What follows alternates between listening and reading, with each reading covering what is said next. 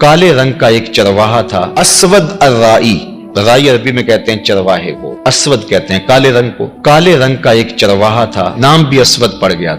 کالے رنگ کے لوگوں کو لوگ کالو کہہ دیتے ہیں ہمارے ہاں، تو اس طرح عربی کے اندر بھی اسود کو کہتے ہی اسود تھے، تو اس کا نام بھی اسود پڑ گیا اور تھا بھی کالے رنگ کا۔ تو حضور علیہ الصلوۃ والسلام ایک غزوے پہ تشریف لے گئے تھے اور یہ اپنی بکریاں لے کے گزرا اور اس کی نظر حضور کے چہرے پہ پڑی۔ آقا کریم کو دیکھا، حضور نے دعوت دین دی تو اس کے دل میں ایمان ترایا، تو اس نے حضور علیہ السلام کے ہاتھ پہ بیعت اسلام کی اور عرض کی کہ حضور اب میں تو کہیں کا جانے کا نہیں ہوں، اب ان بکریوں کا کیا کروں، یہ تو میرے مالک کی بکریاں۔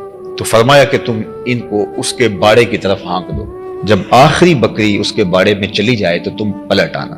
تو وہ گئے اور جا کے بکریوں کو اس کے باڑے کے اندر ہانکا، جب آخری بکری اندر چلی گئی، پھاٹک بند کیا تو واپس آ گئے۔ اتنے میں جنگ کا بازار گرم ہو چکا تھا، گمسان کی لڑائی شروع ہو چکی تھی۔ تو یہ آئے اور میدان عمل میں کود پڑے اور بکریاں چرانے والے تھے، جگری کے ساتھ وہ لڑے، پوری ہمت کے ساتھ آگے بڑھے، لیکن دشمن کی تلوار نے ان کو کاٹ کے رکھ دیا۔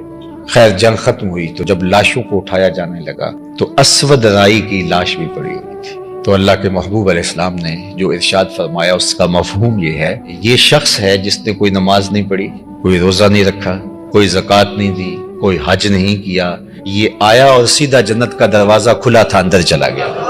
تو ایمان وہ بنیادی چیز ہے، کامیابی اور فلاح کی ضمانت شروع ہی ایمان سے ہوتی۔ کچھ بھی نہ ہو آپ کے پاس، ایمان کی دولت ہو، اور یہ ایمان ہمیں کسی قیمت سے نہیں ملتا، یہ اللہ کی توفیق سے ملتا ہے۔ بڑے بڑے سمجھدار لوگ ابو جہل کو ابو الحکم کہتے تھے، دانائیوں کا سر چشمہ، بالوں کی کھال ادھیڑ لیتا تھا، معاملہ فہم تھا لیکن نہیں پہنچ سکا۔ یہ تو سودے قسمت کے